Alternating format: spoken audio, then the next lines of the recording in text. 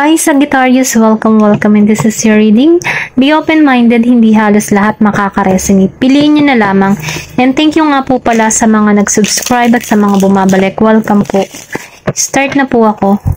Give me the message for Sagittarius, please.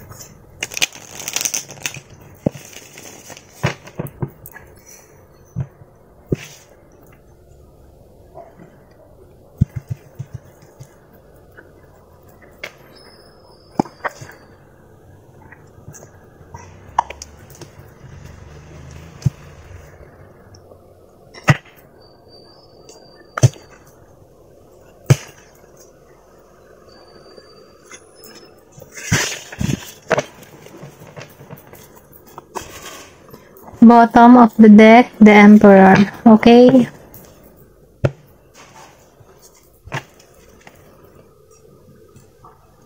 Meron ka ditong Queen of Pentacles of right and the Wheel of Fortune of right. Then, the Queen of Swords reverse. Ace of Wands of right.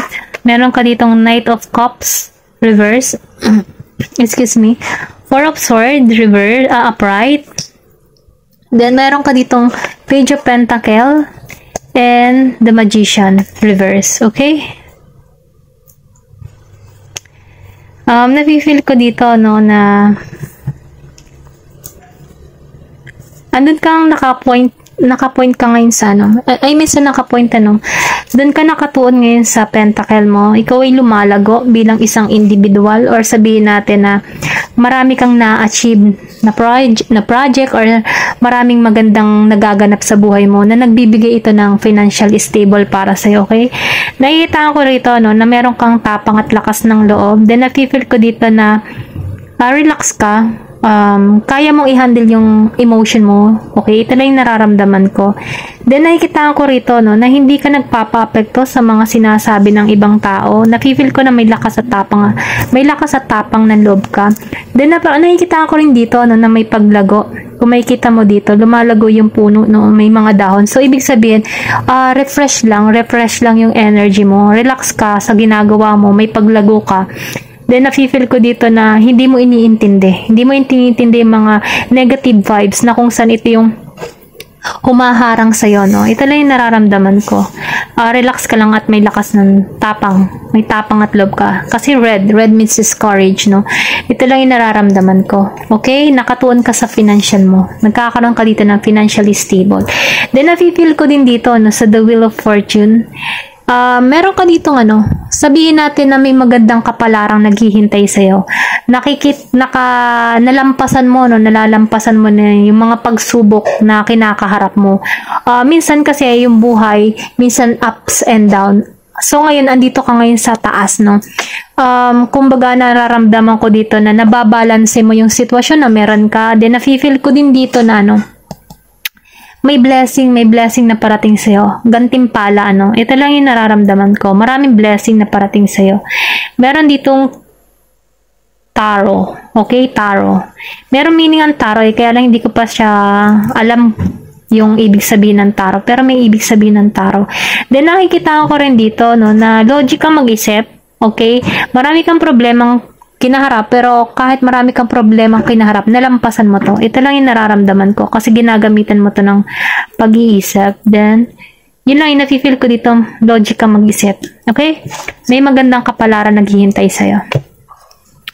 Then, nakikita ko rito, yung iba sa inyo, hindi halos lahat, nakakaramdam dito ng, alam mo yun, yung hindi siya naging matagumpay sa love life niya, or sabihin natin na meron dito sarado pa yung intuition, sarado, hindi siya marunong mag-decision ba? I mean sa decision, yung hindi niya maintindihan yung kanyang nararamdaman, kung paano niya tatanggalan yung sitwasyon na nararamdaman niya. Yung tipo na meron siyang relasyon pero nasasaktan siya sa relasyon na meron siya. Ganon yung nararamdaman ko dito. Hindi siya masaya. Pero ganon pa man, humahanap ka dito ng paraan para maalisan mo yung ganitong pakaramdam. Nakikitaan ko rin dito na kahit nagtitiis ka sa relasyon na meron ka, kasi itong tao na to, Knight of Cups, so ibig sabihin, hindi mo siya makitaan na, na seryoso sa'yo, or sabihin na, hindi mo siya makitaan na na tama ba? Yung tama ba na manatili ka ako dito? Yung ganun ba? Yung meron ka dito red flag or nag-iisip ka dito may mga question ka sa tao neto, okay? Kasi nakikita ko rin dito na hindi ka masaya. Minsan kasi itong tao na to, no, nagbibigay siya ng ng mga signal ba na minsan okay, minsan hindi. Minsan may nakikita kang butas, minsan na pagtatakpan. Mga ganun ba? At ito yung nararamdaman ko. Ito kasing tao neto walang oras sa'yo, okay? Ito yung nararamdaman ko, na nagbibigay sa'yo ng pasakit. Pero ganun pa man kahit nagbibigay ito ng pasakit sa'yo, nagtitis ka dito, hinihiling mo yung sarili mo. Kahit nandito ka sa relasyon, sinasanay mo yung sarili mo, na kung saan kapag nagkaroon ka na ng lakas ng loob, aalisan mo to ng may lakas ng loob. Ganun lang yung napipil ko dito, no? Medyo nalilito ka sa tao neto, okay? Hindi halos lahat yung iba lang sa inyo, ganito yung sitwasyon. Meron ka ditong person na Aries, Leo, and Sagittarius. Meron din ditong Scorpio, Cancer, and Pisces, okay? Yung iba sa inyo, ito yung nararamdaman. Then, nakikita ako dito sa Page of Pentacles, then sinabayan the Magician. Meron ditong sabihin natin na may mga hadlang ka na nalampasan mo, or meron mga alam mo yun, yung meron ditong tao na gumagawa ng create laban sa'yo na masama, pero nalampasan mo to, hindi to nagtagumpay para sa'yo, no? Yung tipo na may mga naiinggit sa'yo, or sabihin at sa trabaho, ganyan, or sa paligid mo, sa kapitbahay, or ano pa man, na hindi to nagtatagumpay, sa kanyang paninira sa'yo. Kasi kahit meron tong ginagawa na hindi maganda sa'yo, dito ka nananatili sa Page of Pentacles. Hawak mo pa rin kung ano yung meron ka. Hindi mo to pinapakawalan, kasi positibo ka dito nakikita ko dito na matatag ka. Matatag yung pundasyon na meron ka, matatag yung trabaho na meron ka. Then nakikita ko rin dito na positibo yung mindset mo, okay? Then nakikita ko rito itong nagki-create ng drama or nagki-create ng kung ano laban sa iyo na paninira, ganyan. Siya yung siya yung bumabagsak dito, okay? Ito yung patungo dito sa tao na to, si The Magician reverse. Hindi to nagtatagumpay sa kanyang ginagawang chaos para sa'yo, kasi sa kanya lang din tumatama kumbaga yung kanyang maling gawa, siya yung umaani, ganon. Okay, ito lang yung nararamdaman ko, kasi andito ka ngayon sa Queen of Pentacles and the Wheel of Fortune. Then meron ka ditong Ace of Wands. Clear ka mag-isip, malino ka mag-isip, hindi mo hinahayaan na maapektuhan ka ng mga negative na tao, kasi yun ang maganda, kasi malinis ka mag-isip, then logic ka mag-isip, marami kang positibong pananaw sa buhay. Then nafe-feel ko dito na andun ka sa meron kang sariling paniniwala na kung saan ito yung umaani sa'yo ng tagumpay para maging kang dito si Queen of Pentacles. Okay, ito lang yung nararamdaman ko. Hindi halos lahat kapag meron kayo nakikitang negative, wag niyo na masyadong sakupin, piliin niyo na lamang kung alin yung positibo para mas mainam. Then lumabas dito ang The Emperor, meron ditong iba sa inyo aani ng tagumpay. Ito lang yung nararamdaman ko, kasi hindi halos lahat masasakop mo itong basang ito, okay? Piliin niyo na lamang kung alin kayong part dito. Then tingnan pa natin kung ano yung mensahe para sa'yo.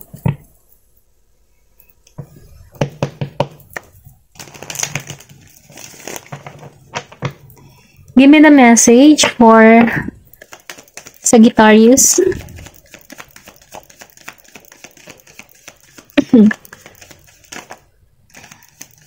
Yan, meron ditong trickery. So, ibig sabihin yung sinabi ko kanina na yung The Magician reverse, meron ditong tao nandaraya sa'yo, inuutakan ka, yung tipo na iniisahan ka, inuutakan ka dito, na nililinlang ka, okay, para maibigay para makuha niya yung lahat ng meron ka. Ganon.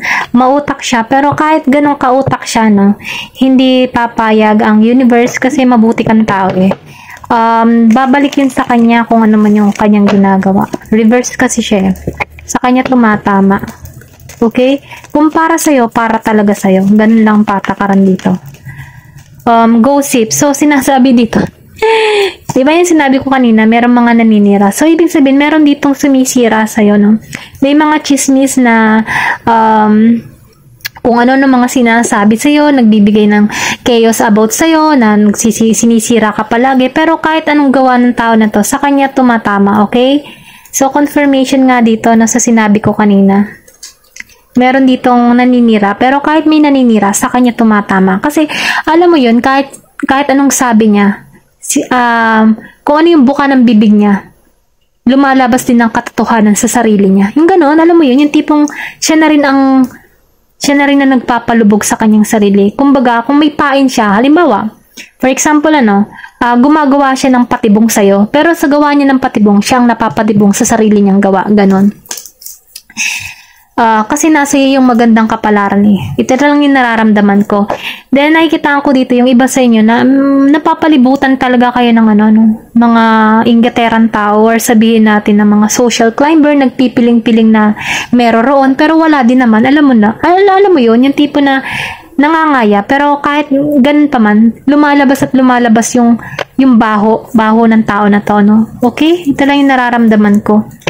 So, ingat ka na lang din. Iwasan mo yung mga tao na, alam mo yung may red flag, yung kutob mo na may something sa tao na to. Iwasan mo na lang. Then, kasi meron ka naman ditong meron ka ditong, malalaman mo to, okay? Ito lang yung napifeel ko. Kasi malakas yung intuition mo dito. Hindi mo hindi mo ba siya, hindi mo makakagat yung patibong ng tao na to kasi malakas yung pakaramdam mo. Ito ibabala lang din sa iba, no? Hindi halos lahat, piliin nyo na lamang kasi confirmation lang dito sa trigger and gossip, then lumabas yung naka-reverse. Maganda kasi lumabas yung naka-reverse kasi sa kanya lang tumatama eh. Okay? Give me the message. Oh my God, madami. Oh, lumabas si mysticism. So, ibig sabihin, may something na hiwaga, no? Kung ikaw man ay ginagawa ng hindi maganda, sa kanya yung tumatama, okay? Believe, sa kanya tumatama yan. Magdasal ka lang din at huwag mawawala ng pag-asa. Kasi itong tao na ito, may pagkano siya. Sabihin natin na trickery, mandaraya. Naiinggit siya sa'yo, okay? May pagkainggitera tong tao na to. Then, nafe-feel ko din tong tao na to, no? Gumagawa siya ng mga chismis, something sa iyo na hindi maganda. Pero ganun pa man, kahit gumagawa siya ng ganun, sa kanya yung natama. Kasi, hindi papayag ang universe kasi nasa iyo yung magandang kapalaran. Okay? Ito lang yung nafe-feel ko. Nasa yung the wheel of fortune. Kung anong gawa ng tao na to, sa kanya tatama. Okay? Believe. Kasi, ang Diyos, mabuti yan. Manalig ka lagi. Protektado ka. Okay? Ayun lamang po, no? Thank you for watching and love and peace.